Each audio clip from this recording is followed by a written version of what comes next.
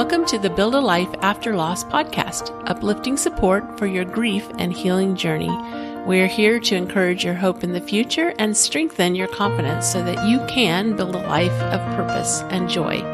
I'm your host, Julie Clough, certified grief coach. Hello, my friends. Welcome to episode 108, Relationship Multipliers. First, can I share some coaching love with you? My clients this week had so many amazing ahas. They're so good. They're too good not to share. And so I wanted to just share a few of them with you. First, one client originally started because she wanted to get her family off her back who said she needed to work with someone. And this week she made the shift to, I need this for me. And that's kind of a big deal. When we do things to kind of look at it from the standpoint of how is this benefiting me? And it's not a selfish thing. It's getting real with what we need and getting that taken care of so that we're in a place to be there for other people as well. Another client said they were feeling the growth and that they don't feel as alone and they are better off understanding their feelings and the confidence that that creates. Now, that is a big deal. Understanding your feelings, figuring out how to work with them, that creates confidence when we have a new skill that we can apply to our life that makes our life better. Just a couple more examples. Another client is owning her personal worth and power like she has never done before, and that's super cool to watch. Another client told me she's loving the structure of the program and that this work is like a ray of hope. She feels safe. She feels understood to talk to someone who gets it. Because so often, I remember, I've had way too many instances like this where I'm going through something and like, where can I find somebody that gets it, like totally understands that can help me. And that's hard to come by sometimes. So this is just a little of the transformation that is going on. It's super exciting. It's so exciting to be a part of. And I wanted to share that bit of hope with you today because this is available to you too. When you do the work of healing's available to you. Now, I wanted to also share that next week, well, actually by the time you listen to this, it'll be this week, my son is getting married and it's caused me to think a lot about marriage and relationships. And as I've watched this new relationship form over the last year, like it's really given me pause. And then as they've made the decision to commit themselves to each other, I'm thinking again about all the things that I want to share with them about marriage and love and, how we can really be there for each other. And sometimes that feels appropriate. Sometimes it doesn't. Sometimes we just have to kind of figure it out on our own, don't we? But I was thinking about all the things I wanted to share and the beauty of a marriage relationship and the beauty of creating a new family on the earth that has never existed before.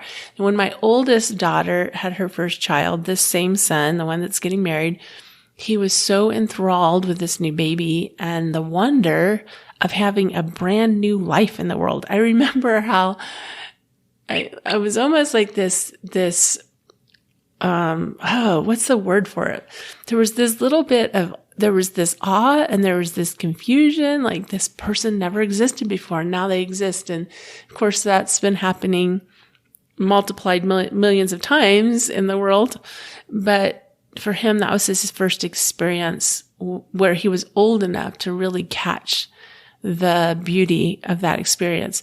And even as a teenager, so he works as a photographer, and even as a teenager, he was a photographer and he took some wonderful pictures of his first niece. So as I've reflected on these most intimate relationships that we enjoy, spouse, children, parents, siblings, I realized that relationships are multipliers. In the simplest terms, for example, consider going to see a movie. Have you ever gone to a theater alone? At home, sure, we watch a movie at home, but I've even gone to the theater by myself to see a movie. I know, I'm strange. That's okay if you think that. I thought it was strange too. And when the first time I did it, and I've done it a handful of times, But if we can take a little tangent here, I recently found out also I have a high sensitivity to corn. So no more popcorn for me. And I'm really, really sad. Boo-hoo. Because going to the movies isn't as much fun now because I loved the popcorn. And now that we have to wear masks in the theater, popcorn is a kind of a get out of jail free card because you can take the mask off while you're eating. And I don't know if you've ventured into the theaters since everything kind of shut down, but the couple of times that I've gone, there's been nobody in the theater. But that is the fun. That was the fun was to eat the popcorn and just get out and so forth. But you know what is really, really fun? Taking care of myself, and I feel amazing, and that's super, super fun. So the popcorn, I'm just going to have to watch other people eat popcorn and be glad that they're enjoying it. But I digress. Let's go back to thinking about going to the movies. This is often something we do with someone else, right? We're sitting in a dark theater. So why do we want to go with other people to the theater? And, cause you're just sitting in a dark theater and hopefully you're not talking to each other unless you're one of those people. So why do we go with family and friends to the movies? I think it's because it's a shared experience.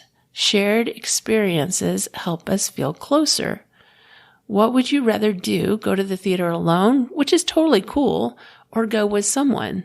I've gone alone and that was fun, but going with somebody is like a whole different experience. And think about that. And how does having someone with you enhance the experience? That's a really simple example, but think of everyday life.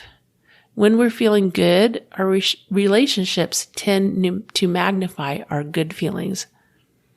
When we're feeling bad, our relationships sometimes can tend to magnify our bad feelings. Now, think about the hard times.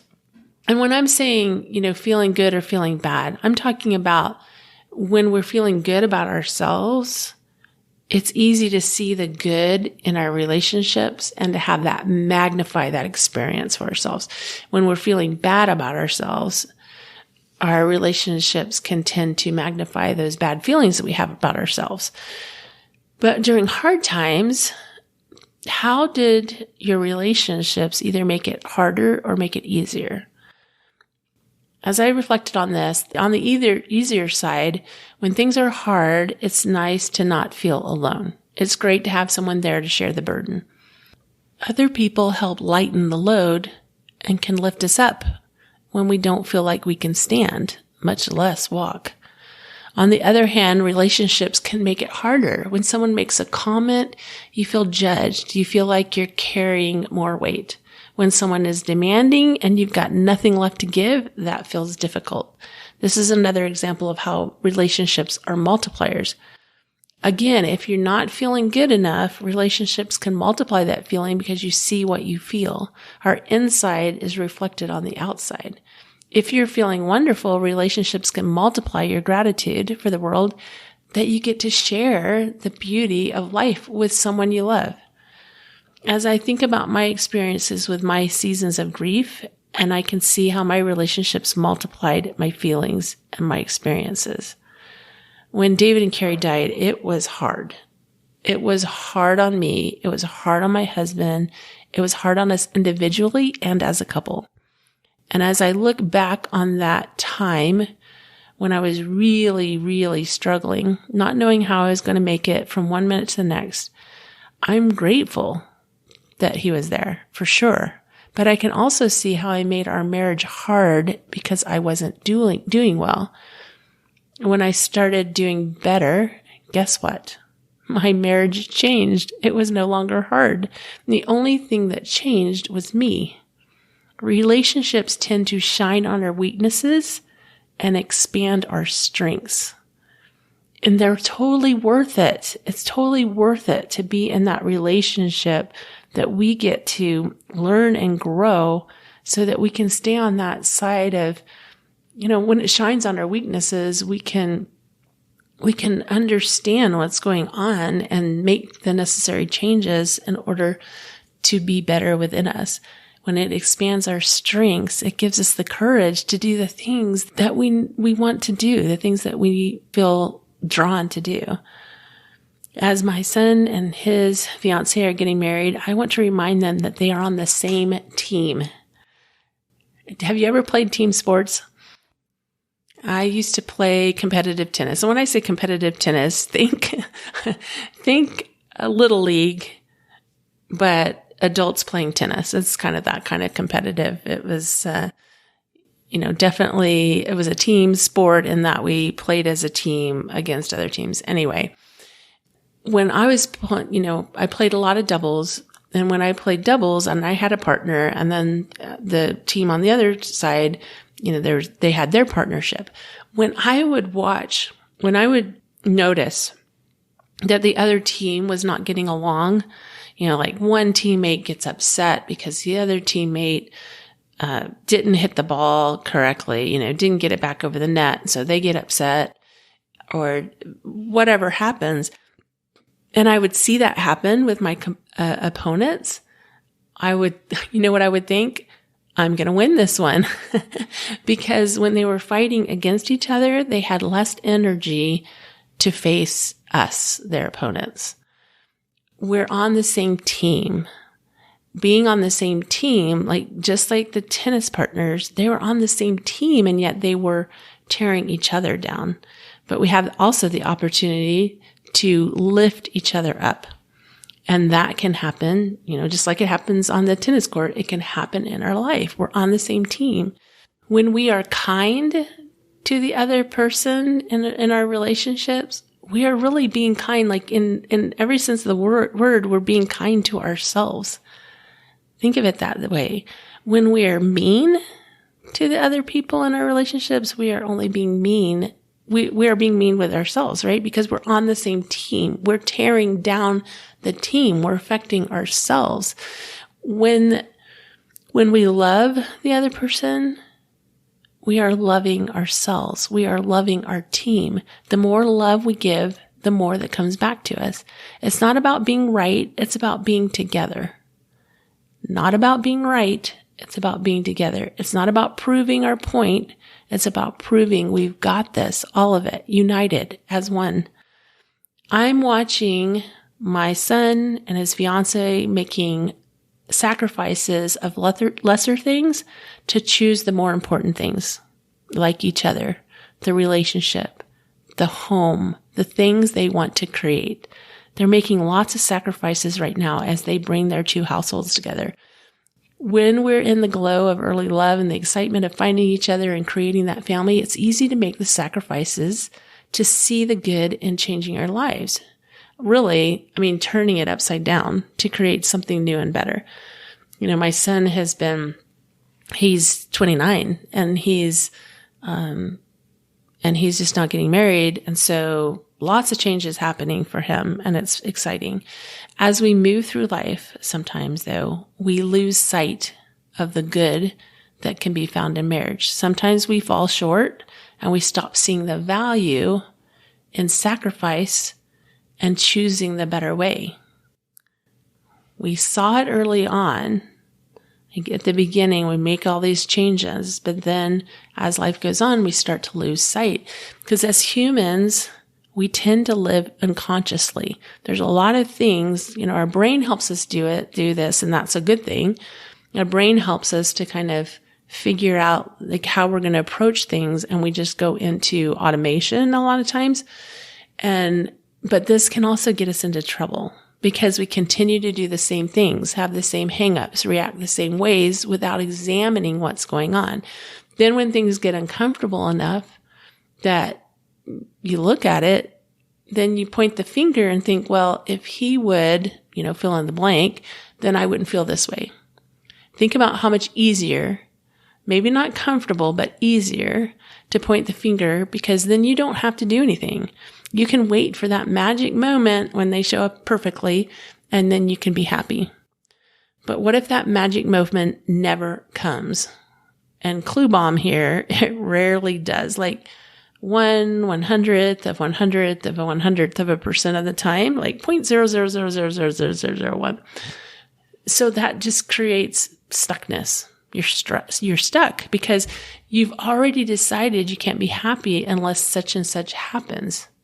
I used to wear out my life with conditions. Some of those conditions were thinking someone should show up a certain way. And those never or so rarely happen that there's no point in wishing that. It's a total waste of time. Often I would think, though, when something specific happens, then I'll be happy. So when we're done with school, or when we get this job, or when we have kids, or when our kids are older, or when the kids are out of school or out of the house, fill in the blank. But here's what I learned. When that anticipated event happened, I was still just me. I was still just as happy as I was before. Sure, we had the schooling, the job, the kids, the house, or whatever. But I was only as happy as I was before. As I wrote in my book, Miracles in the Darkness, this is what I said. Happiness is as present and as elusive as air. I believe that it's in the process of becoming who we were always meant to be that we discover our happiness if we are paying attention and we know what to look for. I also believe that a powerful hope that healing is always available to us is critical to being happy. That's the quote. I learned that happiness was available to me no matter my situation, and I didn't have to wait for some fictitious moment to be happy. If you're going to be happy later, you're going to need to learn the principles of happiness, and it has nothing to do with the circumstances of your life. All the extras are fun, but they aren't required for happiness. As you learn to be more conscious of your feelings and you learn to work with your grief instead of against it, happiness will come. At first, you'll feel happiness like slivers of light peeking through the clouds of grief, but just for brief seconds during your day. Over time, with guidance, with concerted effort, and if you choose not to push it away, that's the big problem, is that sometimes we just push away any glimmer of happiness with thoughts like, I don't deserve to be happy, or I shouldn't be happy. But if you don't push that, if you don't push the moments of happiness away with those thoughts, you'll feel the warmth of happiness more often and for longer periods of time until the clouds of grief break and your usual experience is happiness.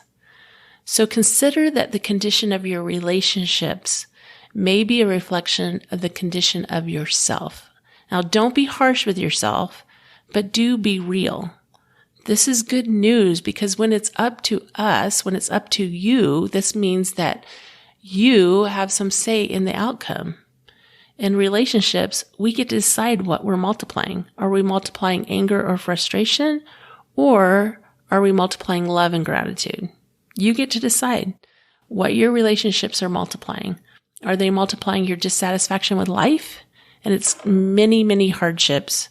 Or are they multiplying love and gratitude?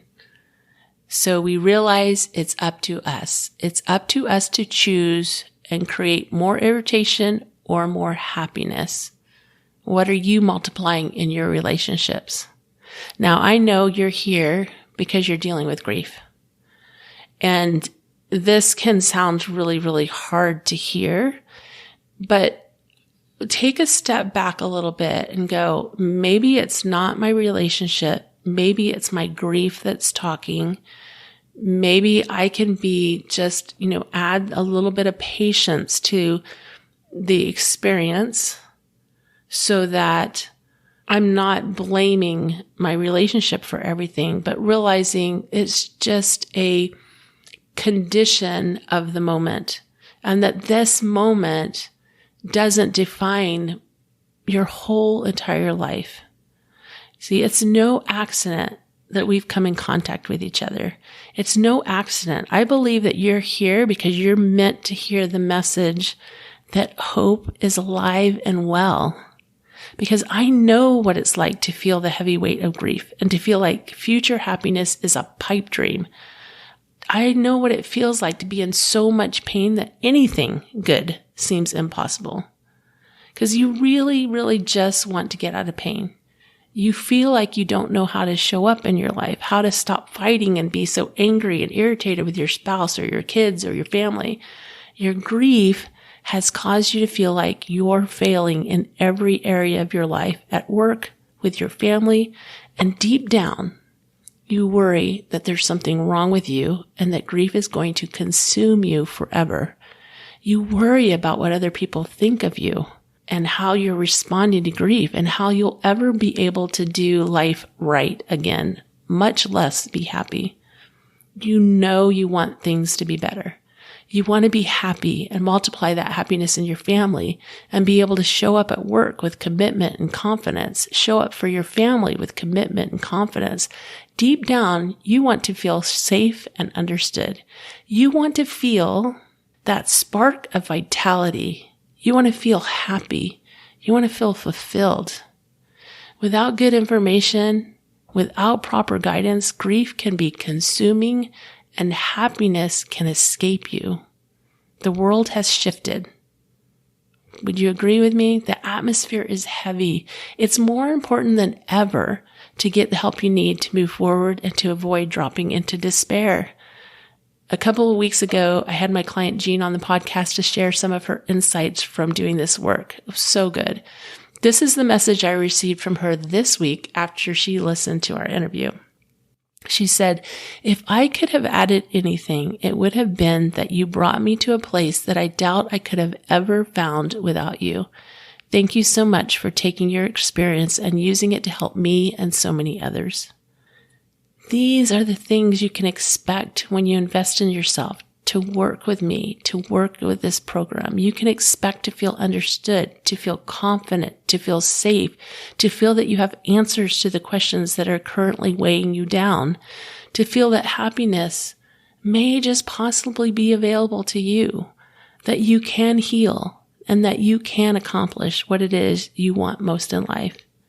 Your very next step to confidence, peace, and healing is to schedule a free call with me. You can do it today. I mean, seriously, do it today. You've waited before and then you didn't do it and you're putting off your future and I can help you.